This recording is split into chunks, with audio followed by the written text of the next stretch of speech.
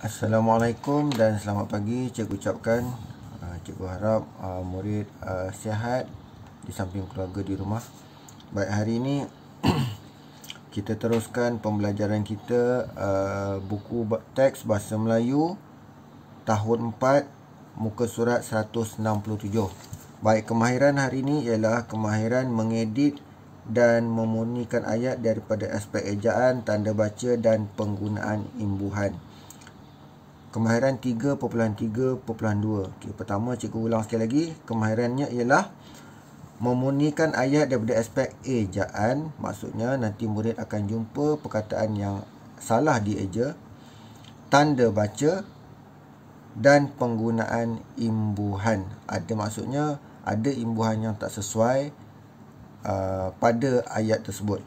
Okey, baik. Sebelum kita belajar, cikgu nak kita buat sedikit ulang kaji kesalahan-kesalahan daripada aspek tanda baca yang kebiasaannya terdapat dalam petikan untuk menguji kefahaman murid.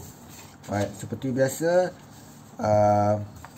tanda baca umum yang murid perlu tahu, yang pertama ialah tanda noktah. Okey, tanda noktah ataupun titik. Okey ya. Lazimnya murid selalu terlupa untuk meletakkan titik di penghujung ayat. Okey, murid perlu faham tanda noktah ini ialah untuk menunjukkan ayat itu telah selesai. Okey, tanda noktah ini juga untuk memaklumkan kepada pembaca bahawa maklumat untuk yang dah disampaikan telah habis.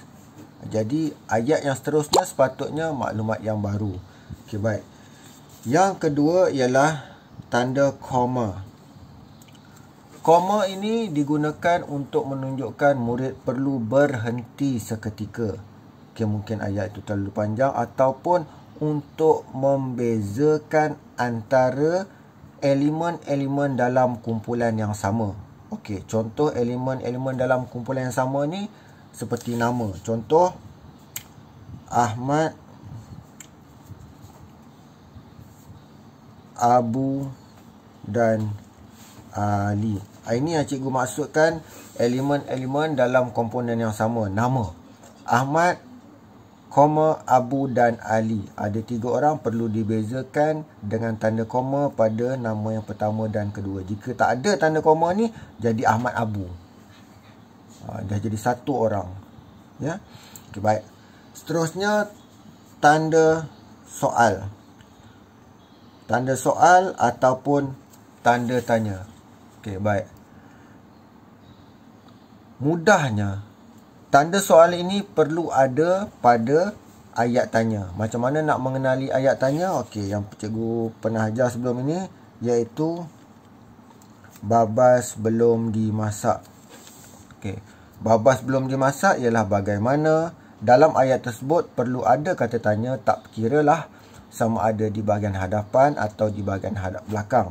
Untuk makluman murid, jika perkataan kata tanya itu duduknya di bahagian hadapan, perlu ada kah. Jika di bahagian belakang, tidak perlu kah. Jadi murid boleh rujuk pada ayat, perlukah tanda soal diletakkan pada ayat itu. Jadi jika dalam ayat itu ada kata tanya tetapi tiada tanda soal, maksudnya itu ialah ayat tanya dan di hujung ayat tersebut perlu diletakkan tanda soal. Baik. Babas belum dimasak ialah adalah bagaimana, apakah, berapakah, adakah, siapakah, bilakah, di manakah dan mengapakah. Ini secara umumnya menunjukkan ayat itu ayat tanya. Baik, seterusnya ialah tanda seru. Okey. Tanda seru ini perlu ada pada ayat yang mempunyai kata seru. Kata seru mudahnya murid, mesti, cikgu ulang, kata seru mudahnya mesti duduknya di hadapan ayat. Antara contoh kata seru ialah wah, oh, aduhai dan seterusnya. Ini contoh-contoh kata seru. Kata seru ini perlu berada di hadapan ayat. Jika di hadapan ayat ini ada kata seru ini, dan kata seru yang lain, maka di hujung ayat perlu ada tanda seru. Okey. Bagi menggantikan tanda noktah. Baik, sebelum tu cikgu juga nak maklumkan murid-murid perlu peka, selepas kata seru perlu ada tanda koma. Pada setiap kata seru perlu ada tanda koma, menunjukkan penegasan pada sebutan untuk membaca kata seru tersebut. Sebab kata seru kebiasaannya menunjukkan perasaan. Baik, seterusnya ialah tanda baca yang penting yang selalu terdapat pada ujian untuk menguji kefahaman murid terhadap kesalahan dalam ayat, ialah tanda buka kata dan tutup kata. Buka kata dan juga tutup kata. Okey. Biasa orang sebut 66-99. Nak mudah ingat 66-99. Ini ialah buka kata, yang ini ialah tutup kata. Perlu ada pada cakap ajuk.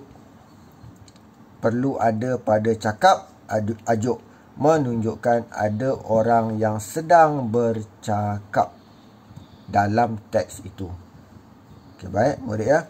Itulah dia antara 5 tanda baca yang perlu diberi perhatian ketika mengedit teks yang mengandungi kesalahan tanda baca, selain daripada kesalahan dalam aspek ejaan dan juga imbuhan.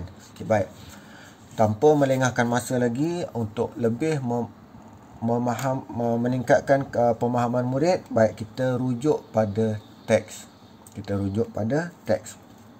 Okey, mari kita baca bersama-sama ya. Perbelanjaan keluarga. Zara dan keluarganya sedang bercuti di sebuah pusat peranginan. Tak ada kesalahan? Tak ada ya. Dia berasa kagum akan cara ayahnya mengurus kewangan keluarga mereka. Okey, ada kesalahan? Okey, tak ada ya. Baik, kita tengok pada perenggan yang seterusnya. Zara mengucapkan terima kasih kepada ayahnya kerana membawa keluarganya bercuti. Okey, ada masalah? Cikgu nampak macam tak ada ya. InsyaAllah tak ada. Ayah.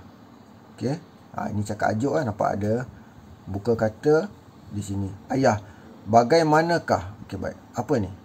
Ini adalah kata tanya. Babas belum dimasak. Jadi murid-murid perlu ingat, bila ada kata tanya, kita perlu peka di hujung ayat itu perlu ada tanda soal. Baik. Ayah, bagaimanakah cara ayah mengurus perbelanjaan keluarga kita? Tanya Zara. Baik. Nampak tak di sini? Di sini ada satu kekurangan. Macam cikgu maklumkan tadi, di sini ialah kata tanya. Jadi di sini murid perlu letak tanda soal. Okey, nampak di sini salah satu peraturan tanda baca yang telah sengaja ditinggalkan supaya murid-murid dapat betulkan. Ya. Di sini murid jangan silap pula, bukan cikgu padamkan tutup kata tu perlu ada di situ. Cuma murid perlu letak tanda soal sebelum tutup kata itu. Okey, baik. Nanti bila murid buat latihan dalam buku, cikgu nak murid salin petikan ini. Di mana ada pembetulan, murid kotakkan. Okey, kotakkan dan letakkan tanda soal itu di dalamnya. Jadi mudah untuk cikgu kesan pembetul tempat mana yang murid dah murnikan, yang murid dah edit. Okey, murid buat kotak dan letakkan tanda di dalam kotak itu. Begitu juga untuk ejaan dan juga aspek imbuhan. Perkataan itu murid kotakkan. Mudah untuk cikgu kesan di mana kedudukan pembetulan perkataan yang murid telah edit dan murnikan. Baik. Okey, kita buat perenggan ni, yang lain nanti murid buat sendiri ya. Mudah sahaja Zara. Mudah sahaja Zara. Okey, nampak tak? Mudah sahaja Zara. Sini sepatutnya perlu ada satu tanda koma. menunjukkan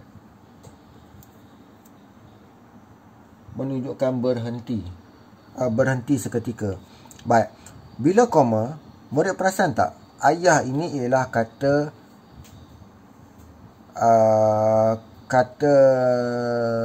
nama, tapi kata nama am. Okey? Jadi, kata nama am apabila kedudukannya di tengah ayat perlu huruf kecil. Huruf besar cuma di permulaan ayatnya. Dua kesalahan di sini. Jadi murid buat dua kotak nanti untuk tanda seru dan juga untuk perkataan ayah ni. Tuliskan dalam kotak itu. Ya. Mudah sahaja Zara. Ayah cuma mencatat semua perbelanjaan setiap hari. Nota. Ayah juga akan membuat analisis. Analisis. Betul ke ejaan ni? Salah. Sepatutnya I di sini. Analisis. Jadi murid kotakkan dan tuliskan yang betul di dalamnya. Ayah juga akan membuat analisis perbelanjaan setiap bulan. Ini tanda apa ni murid? Tanda koma kata ayahnya. Baik. Di sini kita dapat kesan ada satu kesalahan daripada aspek tanda baca, dua kesalahan daripada aspek tanda baca dan dua kesalahan daripada aspek ejaan. Okey, baik. Nanti untuk ayat yang seterusnya dalam petikan ini murid boleh buat sendiri. Cikgu mahu murid betulkan dahulu, kemudian baru murid salin dalam buku Bahasa Melayu 3 ataupun buku penulisan, buku BM3 yang cikgu telah pulangkan pada murid. Jadi cikgu mahu murid salin keseluruhan teks ini dan murnikan, edit teks ini, kotakkan segala perkataan, tanda baca dan juga imbuhan yang murid telah murnikan supaya mudah untuk cikgu kesan tempat-tempat yang murid telah edit. Jadi cikgu harap murid dapat laksanakan tugasan ini sebab tugasan ini tidak terlalu sukar dan kita pun pernah buat beberapa kali latihan sebegini sebelum ini. Jadi cikgu harap murid dapat laksanakan dengan sebaik mungkin. Cikgu ucapkan selamat membuat latihan, jaga diri, jaga kesihatan. Assalamualaikum warahmatullahi wabarakatuh dan selamat sejahtera.